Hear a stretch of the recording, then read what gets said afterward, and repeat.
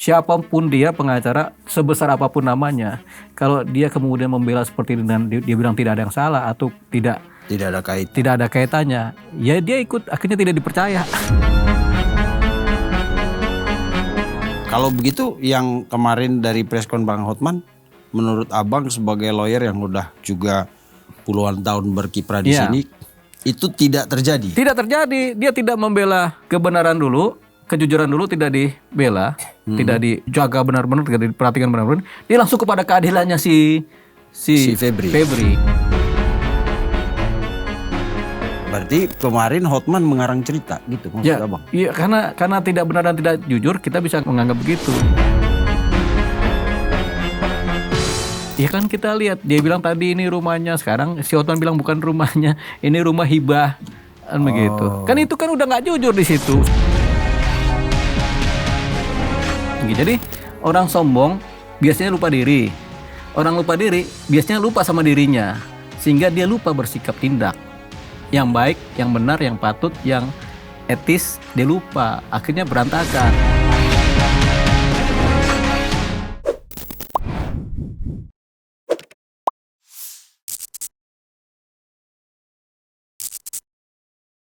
Oke, Bang. Ini seragam kita masih sama ya? Iya, sama. Ya, soalnya baju jaketku yang segini kan 3. Ya, kalau mau ganti sama Abang juga kan? Ini 10. Baju ini. Iya. Dan di sini ada loh. Enggak 10.001 ini. Wardrobe Abang di sini ada. Itu wardrobe Abang semua di sana itu. Datang tinggal ganti, datang ganti ya. Luar biasa Bang ini. Bang, ini kita hari ini masih hari yang sama sih. Mau ngobrol tentang masih berkaitan dengan kasus ex Jampitsus.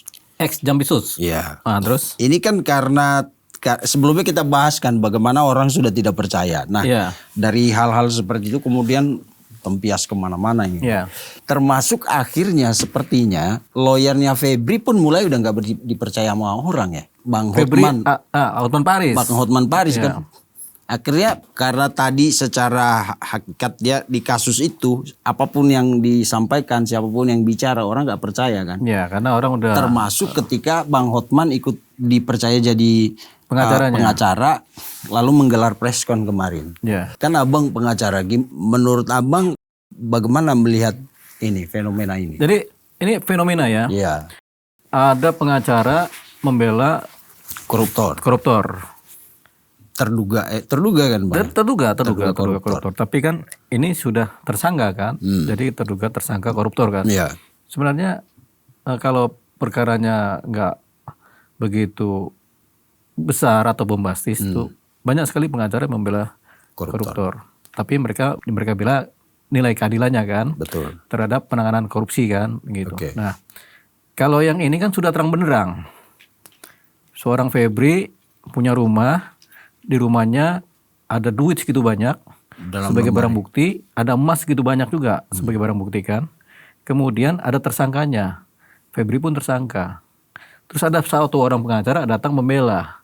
Dia membela, habis itu press conference membantah semua atau sebagian besar yang fakta. Dipercaya nggak? Enggak sih. Kan tidak dipercaya karena cerita ini yang fakta aja sudah bikin orang sakit hati kan. Tiba-tiba orang sudah tahu ini dianggap sebagai suatu kesalahan yang berat ya kan, korupsi seperti ini kan. Tiba-tiba ada orang bilang sebagai pengacara, siapapun dia pengacara, sebesar apapun namanya, kalau dia kemudian membela seperti ini dan dia bilang tidak ada yang salah atau tidak ada kaitannya, ya dia ikut, akhirnya tidak dipercaya. Betul. Begitu. Jadi itu yang sedang terjadi bagi seorang Hotman Paris. Dan kelihatannya hari-hari ini kemudian peluru itu juga diarahkan ke Hotman. Iya, mau nggak mau dia harus terima tembakan. Mungkin ekspresi kejengkelan orang terhadap kasus yang tadi sudah kesannya udah waktu itu kita bilang udah rusak lah ini penanganannya. Tiba-tiba Bang Hotman masuk dengan cara pembelaan dia seperti itu, lalu orang mulai menyerang Bang Hotman. Iya, memang pasti. Dan itu yang terjadi di pikiran masyarakat, pikiran publik seperti itu kan. Jadi dari apa yang diargumentasikan pikiran publik, nampaknya ya ke Hotman tadi. Tapi begini, pengacara ini sebenarnya ada batas-batas ya. Oke, nah ini seriusnya Bang. Iya, serius. Yang Jauh batas rumah kan nanti belok-belok lagi nih.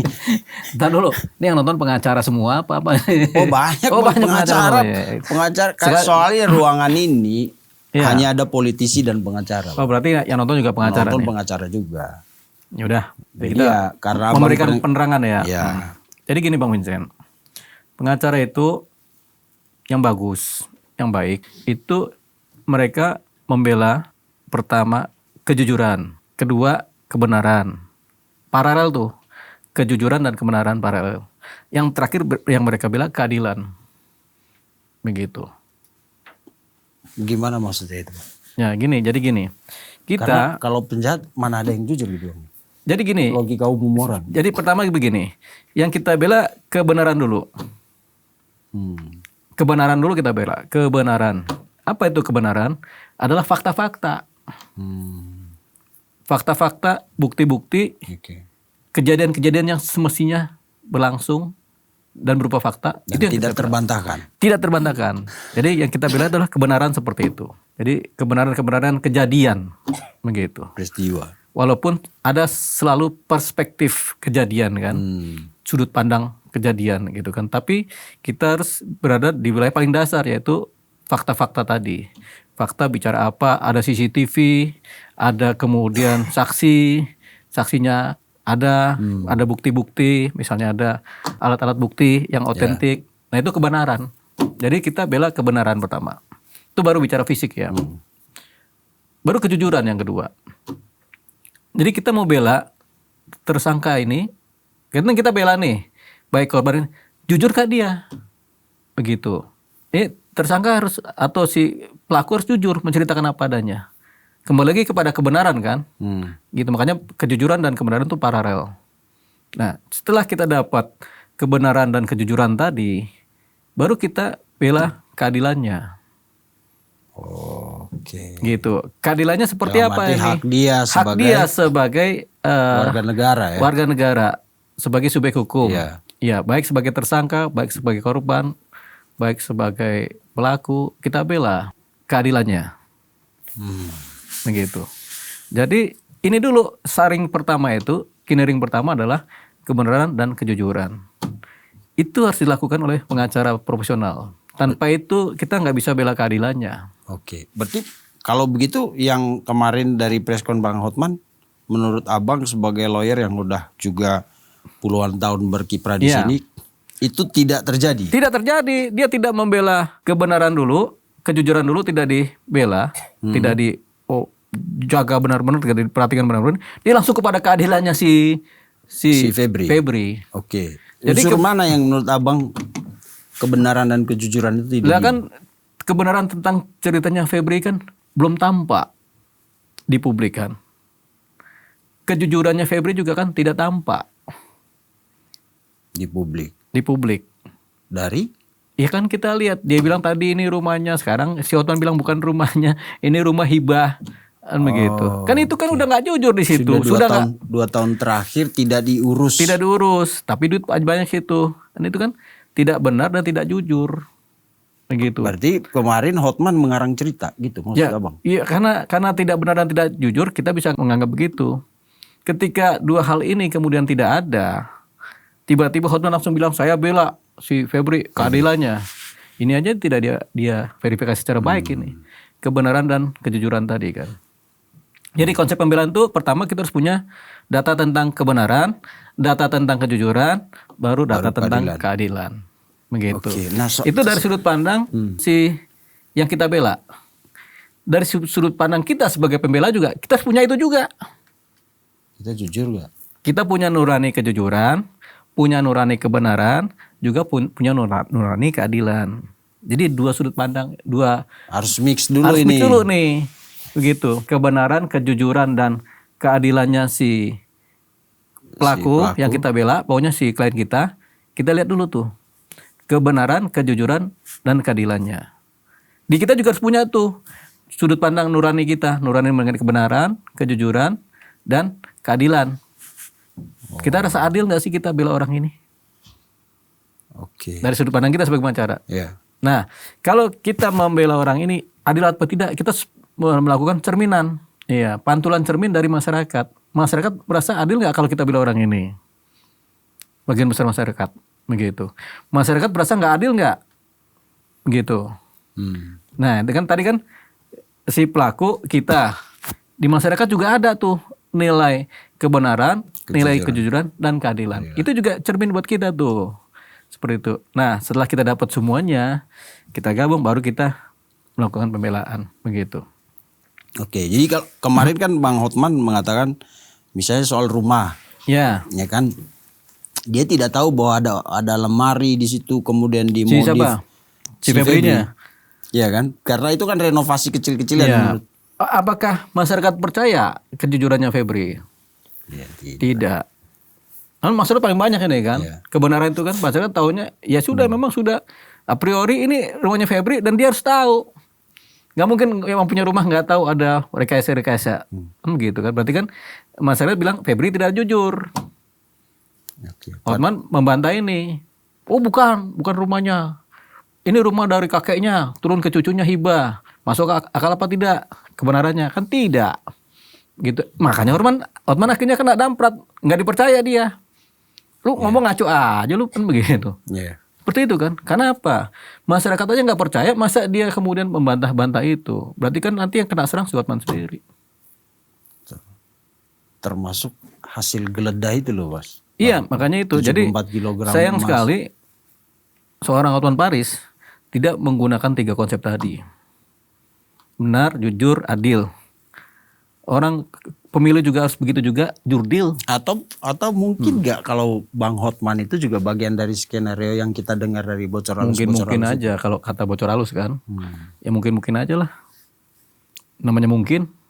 Karena pernyataannya terkesan seperti cerita yang dibuat sesuai skenario itu ya Bang? Iya, itu dia. Berarti reputasinya Hotman dipertaruhkan bener langsung.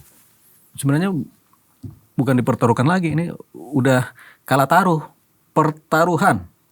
Kata dasarnya apa? Petaruh. Pertaruh apa taruh aja? Atau taruh? Taruhan. Kata dasarnya kan taruh. Taruhan. Taruh nih punya 2 mana? Taruh gelas sama taruh dadu. Taruh dadu kan jadi taruhan kan. Jadi kata dasar taruhan tuh karena kita naruh dadu tuh sini atau naruh kartu remi. Set gitu kan. Set. Dimulai taruhan kan. Jadi kata taruh dari asal usul kata epistemologinya. Tapi kalah juga. Abang bilang kalah taruh. Kalah taruh. Padahal baru mulai. Karena salah memperhitungkan tadi tuh konsep tadi tuh kebenaran, kejujuran dan keadilan tuh kan. Harusnya itu dulu tuh. Dan berhati-hati. Dan kekalahannya bertubi-tubi.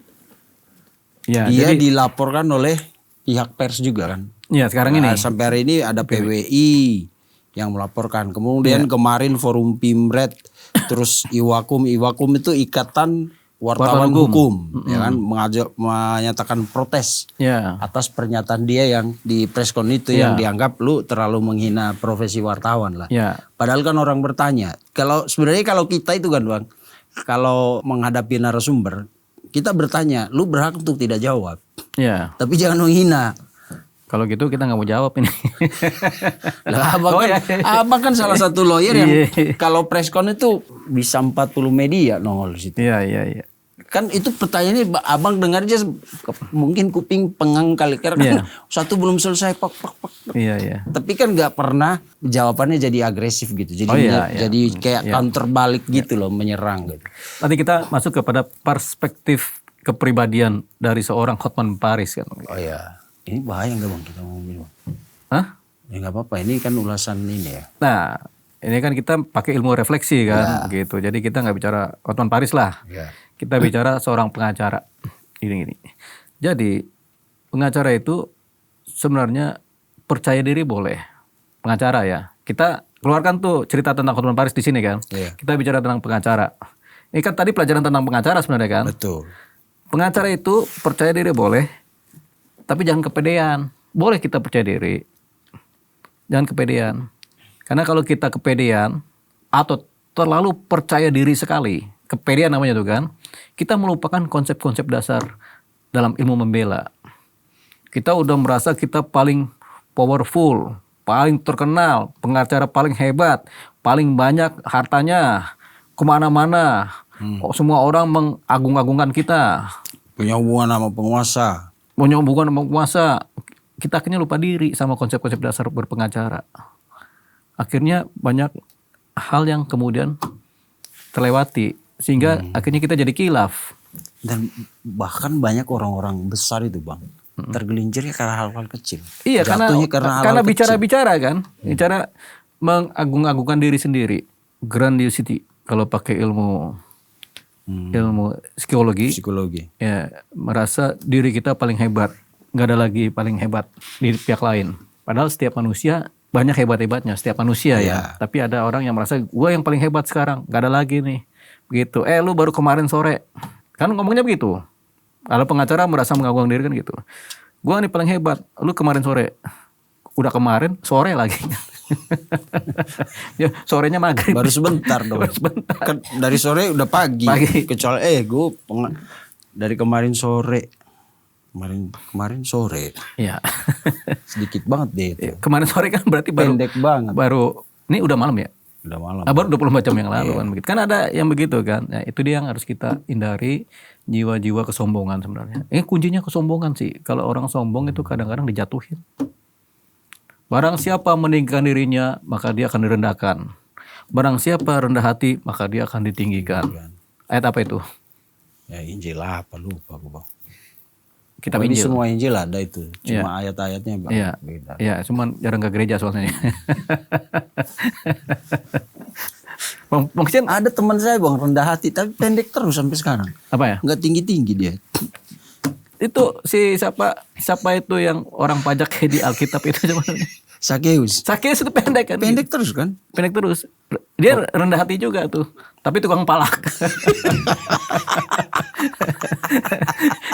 Makanya pendek terus aja. Sakeus orangnya pendek gitu kan.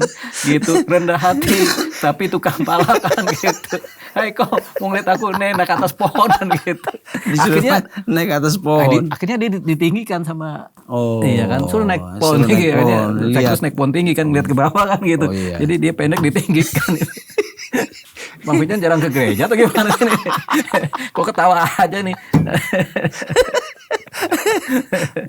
Karena kita kan selalu menasihatin orang lu harus rendah hati, nanti lu ditinggikan. Teman saya namanya Nemo, pendek aja terus sampai sekarang. Padahal dia udah berusaha rendah hati kan. Iya. Gitu. Jadi gimana lanjut tadi? Sakeus itu orang pajak ya? Sakeus orang pajak ya? Orang pajak. Pemungut bea cukai kalau orang. Pemungut cukai kan? Cukai. Kan kalau di zaman modern itu pajak. Di zaman Romawi itu namanya pemungut bea cukai, pemungut cukai. Kalau ada orang pajak ini, orang pajak nih datang ke rumah kan. Aduh, ada Sakeus. Aduh, ada Sakeus lagi. Jadi dari Dirjen Pajak belajarlah sama Sakeus kan gitu kan. Sakeus itu orang pajak zaman dulu, zaman Romawi kan gitu kan. Satu-satunya seorang pajak yang namanya tercatat dalam sejarah itu bahkan dalam kitab suci. Dalam kitab suci ya, namanya Sakeus orang pajak. Makanya banyak orang pajak suka mengadakan diri. Padahal dia bukan orang pajak, Bang, orang pendek. Kan lagunya Sakeus orang pendek. Gitu kan. Itu lagu sekolah minggu. Tapi ini Sakeus ini orang pajak, tapi pendek badannya. Ya. Gitu. Apa hubungannya tadi dengan cerita kita ini? Ya, apa bahwa kesombongan itu kesombongan tadi. Awal kehancuran ya. Awal kehancuran. Jadi kalau kita sombong, kita lupa diri. Nah, itu. Kalau lupa diri, kita lupa bersikap. Kalau diri kita aja lupa, ya kan? Apalagi kita bersikap. Jadi orang sombong biasanya lupa diri. Orang lupa diri biasanya lupa sama dirinya. Sehingga dia lupa bersikap tindak. Yang baik, yang benar, yang patut, yang etis, dia lupa. Akhirnya berantakan. Ketika berantakan, dilaporkan sama IPW. PWI. PWI. Iya, dilaporkan PWI. sama PWI. Dan hari ini ada laporan lagi kalau tidak salah justru dari lawyer malah. Ya. Lawyer Mawar siapa namanya? Pitra Ramadoni. Oh ini kasusnya si honoraris. Iya. Tadi kan kita nggak ngomong honoraris, kita ngomong banyak pengacara pada umumnya. Iya. Gitu. Itu pengacara pada umumnya. Ya. Nah, sekarang kita kembali ke Bang kepada Hotman. Topiknya Bang Hotman. Ini Bang Hotman lagi dilaporkan oleh PWI. PWI. Iya. Apa sih PWI itu? Persatuan Wartawan Indonesia. Oh, Persatuan Wartawan. Soalnya kan kita tadi dilaporkan sama IPW kan, beda kan sama PWI. Kalau ini ini PWI. Kalau abang kan ini sering berteman sama IPW ya. Iya. Nah, teman abang kan bang. Dilaporkan sama PWI dia bang. Jadi Bang Hotman Paris dilaporkan sama PWI. Ini Bang Hotman udah minta maaf kan? Ya kalau masuk ranah pidana minta maaf emang berlaku bang. Kecuali RJ. Enggak kan ada slogannya. Minta maaf boleh ya. Kan slogan sekarang begitu. Maaf boleh, hukum jalan terus. Iya, itu yang terjadi kan. Iya. Dan hari ini kayaknya masih berjalan itu. Maksudnya belum ada itu pernyataan tadi. resmi dari sampai podcast ini ya kita buat ya. Ya makanya sebenarnya kehati-hatian dalam bicara itu awal mulanya kita berhati-hati dalam bersikap tindak. Lebih awal lagi kita tidak lupa diri. Lebih awal lagi kita tidak sombong. Ini untuk semua orang ya. Ini untuk semua orang. Bukan cuma untuk semua orang. Ya. Jadi kalau kita sombong, kadang menghasilkan kita lupa diri. Kalau kita lupa diri, kita menghasilkan salah bertindak. Bersikap tindak. Kalau kita salah bersikap bertindak, bisa-bisa kita kejeblos. Salah bersikap kan kita nggak hati-hati. Akhirnya kecemplung kita. Jadi kalau secara pribadi gitu bang, saya ngelihat ini bagian dari kemarahan warga, kemarahan masyarakat. Ya. Masyarakat karena tadi kita bilang kan karena penanganan kasus ini siapapun yang mengurusnya sekarang itu orang udah tidak percaya lalu masuk Bang Hotman. Sebenarnya gini, pengacara siapapun juga kalau masuknya tepat dengan pola yang tepat itu hasilnya manis. Misalnya gini, ini kasus Febri, ya kan? Orang sudah nggak percaya sama dia. Datang pengacara membela dia. Pengacara cuma bilang, setelah kami teliti kebenaran dan kejujuran ini, kami akan cari keadilan buat Febri. Itu aja cukup. Kami akan menangani kasus ini sebaik-baiknya. Yang salah ya salah, yang benar yang benar. Tapi sekarang kita nanti carikan keadilan buat Febri seperti apa yang pantas. Dan itu dilakukan Bang Hotman ketika menangani kasus video porno Ariel dan teman-teman itu. Zaman dulu. Iya, kan dia bisa bikin Cut Tari minta maaf, mengaku dan minta maaf. Iya, itu kan dulu. Makanya tadi kita kenapa bisa terjadi kekilafan? Ini kita bahasa kita Bang Hotman kilaf ini kan? Atau salah bicara atau ini ya tadi karena sikap tindak tadi nggak dijaga, kehati-hatian tadi kan. Konsep-konsep sederhana kepengacaraan dilupakan. Lupa diri kan terhadap konsep-konsep ini kan. Dan akhirnya dia minta maaf bertubi-tubi bang. Ya tapi buat apa? Orang udah tidak percaya ya? Ya orang kalau udah, ini kan publik bukan satu orang. Betul. Minta maaf sama presiden buat apa? Sama Kapolri. Minta maaf sama Kapolri buat apa? Kemarin bilangnya Kapolri nggak minta izin. Kapolri jalan sendiri begini, begitu kan? Gampangin kan? Masa harus gandeng jaksa? Ya. Mau sidik orang jaksa? Ya kan begitu kan? Jadi buat apa juga minta maaf, begitu. Ya tapi kalau nggak minta maaf lebih parah lagi. Dan akhirnya seperti tadi, sebagian peluru itu diarahkan ke Hotman. Termasuk banyak sepertinya bang ya. Dugaan saya dia dapat banyak tekanan kemudian, termasuk mungkin dari pemerintah. Oh iya, karena dia kan ini kan DPR menyentil. Ya. Mensesnek kemarin tuh. Pemerintah menyentil. Begitu kan. Termasuk si Yusril juga begitu kan. Yusril. Apalagi orang-orang lain, pengamat, pakar hukum. Iya, udah semua udah negatif ya. Karena mengaitkan Febri dengan Pak Prabowo. Iya, itu kan nggak boleh itu kan. Dibilang orang kebanggaan Pak jaksa yang dibanggakan Pak Prabowo kan. Ya. Padahal di sisi lain kan Pak Prabowo selalu bilang itu kalau ada korupsi, ada koruptor, mau teman saya, saudara saya, keluarga saya sikat gitu. Tiba-tiba dan lucunya lagi menurut saya agak kurang sinkron jadinya ketika Bang Hotman mengatakan saya mau lakukan itu dalam rangka demi pembelaan klien saya. Ya kalau bela jangan bawa nama presiden kata orang gitu. Iya, iya. Itu khilaf atau apa gitu saya juga bingung. Apa itu? Apa namanya itu? Ya tadi yang kita bilang di awal tadi. Lupa juga kita bilang apa tuh yang di awal tuh. Tapi kalau di rewind baru ketahuan tuh kita ngomong apa tuh. Kita nggak mau ngomong lagi aja. Ya tadi bahasa sederhana kepedean, terlalu percaya diri, terlalu merasa paling hebat, sehingga lupa dalam kehati-hatian. Oke. Jadi semakin expert seseorang ada dua, ada yang semakin hati-hati, ada juga yang kemudian ceroboh karena expert tadi. Jadi misalnya tukang panjat tebing, karena merasa udah expert dia udah lupa sama kehati-hatian, lupa sama sarana-sarana penyelamat kan, alat-alat ini kan dia udah kan dulu kan ada tuh yang di Mesir apa itu atau di mana itu yang ahli pemanjat tebing itu kan, yang dia turun tuh merasa dia paling jago, akhirnya nggak pakai peralatan keselamatan kan, jatuh dia mati begitu. Kan selalu begitu. Jadi semakin expert tuh semakin orang merasa hebat. Ada dua, orang yang merasa hebat dia semakin hati-hati atau semakin dia kemudian lupa hati-hati gitu. Oke. Kemudian kalau kita lihat kan Bang, kalau dari sudut pandang kita ya, Bang Hotman itu sebenarnya udah dikasih alarm dari dalam sendiri Bang, karena anaknya menurut informasi di berita-berita itu katanya si Frank ya kalau tidak salah, anaknya Bang Hotman salah satu yang jadi lawyer itu udah seperti ngasih alarm lah kalau dia tidak setuju kalau Bang Hotman membela Febri. Ya. Gitu. Jadi sebenarnya dari situ aja itu sudah setidaknya jadi inilah jadi rambu-rambu supaya kalaupun lu akhirnya memutuskan maju lu harus hati-hati gitu. Karena ya benar juga. Karena yang ngelihat ini sekarang ya bukan cuma Polri dengan kejaksaan atau siapapun institusi, tapi ini udah jadi pusat perhatian banyak orang. Gitu. Si anaknya itu menurut saya itu alarm sebenarnya buat Bang. Iya, sebenarnya begini. Alarm pertama itu ya kita terhadap perkara-perkara korupsi yang kemudian menimbulkan rasa tidak adil orang banyak. Itu kan sebenarnya kita hati-hati menangani perkara korupsi kan. Kalau perlu kita nggak usah nanganin deh. Gitu perkara korupsi. Tapi kalau kita masih pakai ilmu melihat kebenaran, kejujuran dan keadilan, masih bisa kita. Benar nggak kawan ini bicara? Klien kita ini jujur nggak dia? Nah, masih ada nggak keadilan yang bisa didapat? Itu baru kita kerja ke situ, begitu.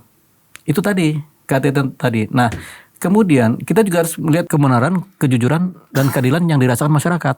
Bagaimana masyarakat melihat itu? Kita timbang-timbang itu masyarakat sebenarnya masih melihat nggak di sini ada ketidakadilan atau ada keadilan? Satu contoh kasus Nadiem Makarim. Nadiem Makarim ini kan ada sebagian masyarakat yang merasa ini nggak adil buat Nadiem Makarim kan. Nah kita lihat di situ analisanya. Terus Nadiem Makarim ini benar apa enggak dia bicara, jujur apa enggak dia bicara. Kan kita analisa dari situ juga. Setelah kita dapat cerminan dari masyarakat, baru kita berpikir pakai ilmu kita kebenaran, kejujuran dan keadilan.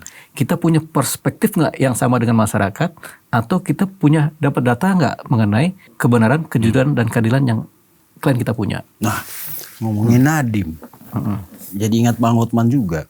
Ya.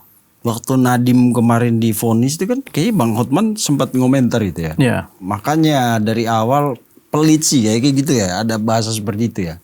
Sementara di Febri kan dia bilang ini saya ngebela ini bukan karena duit. Ya. Ada hal maksudnya, yang kemudian masyarakat melihat. Maksudnya Bang Vincent mau ngomong gini, makanya sombong sih, gitu enggak? Bukan. Ini kan jadi karena refleksi. Iya, karena jadi kan kayak udah kayak potongan puzzle nih kan. Ya waktu di Nadiem kemarin dia ngomong, Bang Hotman ngomong seperti ini. Apa tuh ya? Kemudian di Febri kan masyarakat akhirnya membanding-bandingkan. Akhirnya secara makna ya pernyataannya jadi orang kayak apa ini? Makna faktualnya Nadiem, kau pelit sih jadi klien kan begitu kan? Jangan pelit-pelit sama pengacara. Artinya kan ada permintaan fee di situ kan? Ya kan? Lu diminta segitu lu nggak mau ngasih, pelit lu kan begitu. Itu analisa kita kan? Iya, karena kata pelit terkait dengan permintaan kan? Permintaan. Gue minta dong, bagi duit dong, gak dikasih, pelit lu kan begitu kan? Nah, berarti kan begitu. Waktu kecil kan kita diajarin begitu tuh. Iya. Ya kan? Bagi dong ini. Iya. Pelit lu. Pelit lu gitu. Nah, berarti kan ada permintaan di situ. Terus mau dikaitkan kan yang sekarang. Di Febri kan dia bilang bukan karena saya membela Febri bukan karena duit, tapi melihat jasa Febri. Lalu kemudian mungkin muncul pernyataan bahkan Febri ini kan termasuk jaksa yang jampitsus yang dibanggakan oleh Pak Presiden. Nah kita lihat masyarakat berpikirnya bagaimana tuh, kebenaran, kejujuran dan keadilan. Masyarakat bilang, lu nggak jujur lu, sama si Nadiem aja ngomong begitu, sama Febri beda lagi, lu pasti nggak jujur ngomongannya tuh, nggak bisa dipercaya begitu kan, pikiran masyarakat kan. Itu juga jadi cermin juga sebenarnya buat kita mau bersikap tindak seperti apa sebenarnya kalau menjadi pengacara ya, begitu. ya sudahlah, tapi ini kan cerita tentang Bang Hotman ini kan, gitu kan. Ya udah urusan dia dengan Nadiem Makarim juga bagaimana kan begitu. Sekarang dia. Tapi kita bisa analisis jangka panjang. Penanganan perkara dia ke Febri ini nggak akan pernah berjalan baik lagi. Karena? Ya karena masyarakat udah nggak percaya. Ini kita bukannya kita mengada-ada. Fakta dari sekian ratus ribu komentar tentang Bang Hotman saat ini, itu negatif semua. Jangankan masyarakat, anaknya aja udah nggak mau. Iya makanya itu. Jadi kan timbul ketidakpercayaan, distrust lagi tadi sama seorang pengacara Hotman Paris kan, begitu. Ini kan faktanya begitu. Kita buka di konten-konten juga isinya begitu semua tuh. Negatif semua. Ini kan fakta. Mau bilang apa? Dan akhirnya ada salah satu kasus kemarin itu kasus kalau tidak salah yang menimpa seorang pengacara. Kemudian banyak yang mengaitkan itu saudara apa ponakannya Bang Hotman. Iya kalau di medsos sih begitu ya. Ricky Martin Napitupulu itu kan. Ya, Dia meninggal bunuh diri dari lantai berapa sebuah apartemen itu. Nah, ternyata orang kemudian menemukan fakta bahwa si pengacara muda ini itu pernah dilaporkan Bang Hotman di Polda terkait kalau tidak salah CV jasa penanganan perkara lah gitu. Udah rame lah di pemberitaan lah ya. Di berita-berita itu saya baca, jadi fee itu kalau tidak salah 17 sekian M lah. Mudah-mudahan tadi Bang Hotman bisa klarifikasi atau bisa kita beri hak jawab untuk meluruskan ini ya. Lalu entah kenapa uang jasa itu katanya menurut informasi ditransfer ke almarhum ini Bang. Lalu kemudian entah bagaimana penyampaiannya ke Bang Hotman mungkin tidak penuh atau gimana. Intinya Bang Hotman melaporkan dia dengan kerugian 3, sekian M lah. Itu kan jadi yang tadinya mungkin tidak terekspos akhirnya mungkin karena orang kesel kali ya ini juga dikulik-kulik itu ceritanya. Kan kerja orang netizen kita itu biasa begitu kan. Kalau orang yang mereka nggak suka, waduh dikulitin sampai sedalam-dalamnya gitu. Padahal juga menurut kita ini kan kasus biasa kan. Iya, bahwa kita merasa dirugikan ya kita berhak dong untuk melaporkan. Tapi kan orang kemudian ngelihat lagi, wah buset kalau kan orang pikir gitu dari 17 tuh lu kerugian 3, berarti ya Bang Vincent hitung-hitung duit aja. Enggak Bang, kalau dengar enan gitu kepala saya jadi gede Bang. Dari mana gimana caranya kan? Gimana caranya bisa nggak lempar ke sini gitu ya kita nampung-nampung. Karena jadi, kalau dikasih ke orang kayak kita nggak kentara Bang. Jadi memang ada kejadian itu bunuh dirinya ada, pemakamannya juga ada, namanya juga ada, hubungan dengan Bang Hotman Paris juga katanya juga ada. Tapi kita kan tidak mungkin bicara yang begitu-begitu kan. Gitu ya. Jadi sekedar pemberitahuan juga kepada masyarakat apa yang disampaikan oleh Bang Vincent ini kan. oleh pemberitaan. Oleh pemberitaan. Saya kan informasi dari sini. Iya, Bang Vincent oleh pemberitaan. Jadi tinggal masyarakat menganalisa dulu nih. Ya kan. Tadi kan kita kembali biarkan masyarakat menilai dulu kebenaran, kejujuran dan keadilannya seperti apa. Gitu. Kita serahkan kepada masyarakat. Monggo tadi apa yang disampaikan oleh Bang Vincent.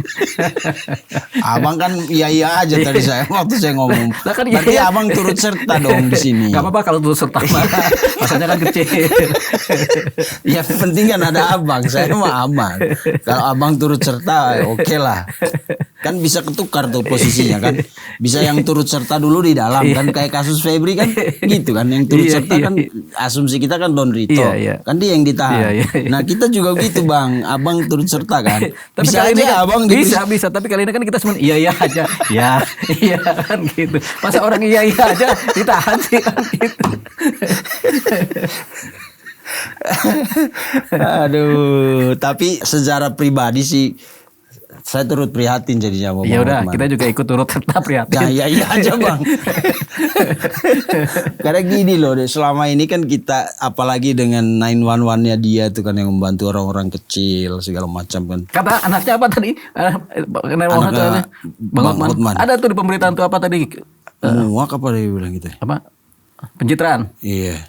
Oh yang ada pengakuan terbaru itu yang soal 911 Iya itu kan ya. ada tuh itu. Tapi kita nggak tahu itu omongan iya, siapa iya, itu. janganlah Bang. Jangan. Kalau belum ada klarifikasi langsung Ya, dari kita karena sekarang kan ada AI kan. Iya, bahaya itu. Bahaya. Jadi kita Iya. nggak ngomong gitu ya. Iya. Ya terus serta. Tapi ada abang yang tadi kan abang itu juga saya juga kaget loh kok ada informasi ini. Kalau kita kan teliti Bang. Kita AI bukan nih kan makanya kita teliti. Makanya tadi kita iya aja. Karena kalau iya aja tuh turut serta terpidana tuh kecil hukumannya. Pengawasan doang. Jadi begitu kita prihatin sih. Ya. Karena bagaimanapun Bang Hotman tuh termasuk salah satu pengacara yang cukup mewarnai dunia hukum kita ya Bang ya. Dengan gayanya, Oh, iya. yang nyentrik ya kan. Preskon aja mesti begini-begini dulu ya kan.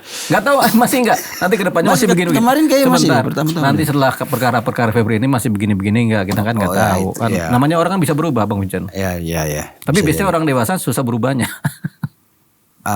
Dia udah pakem gayanya gitu ya.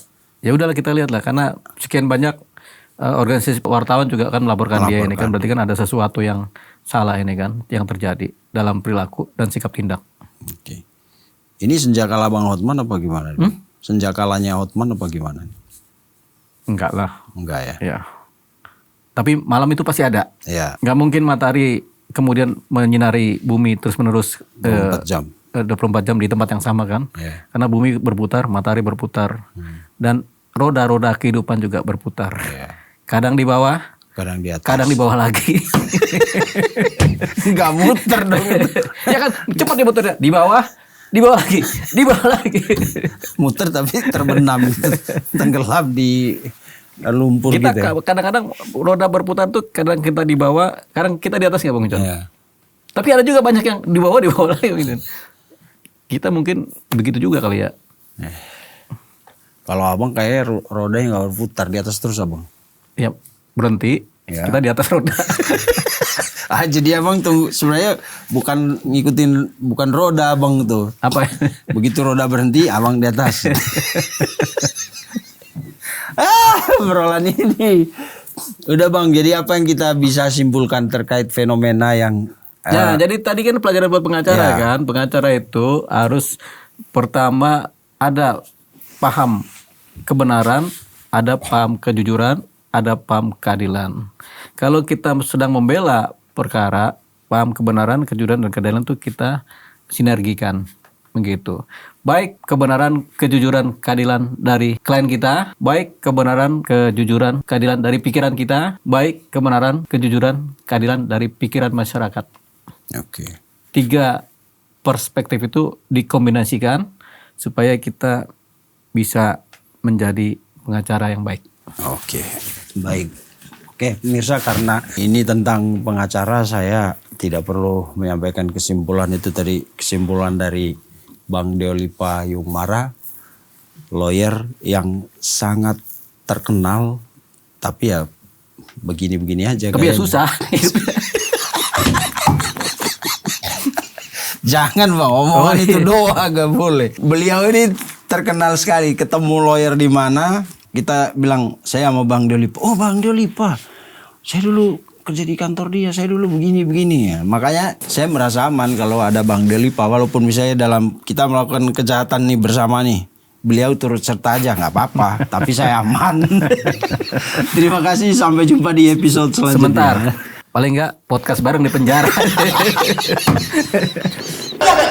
Pasti kita pengen ekspresinya. mengedepankan estetika. Jelas tadi mendengarkan.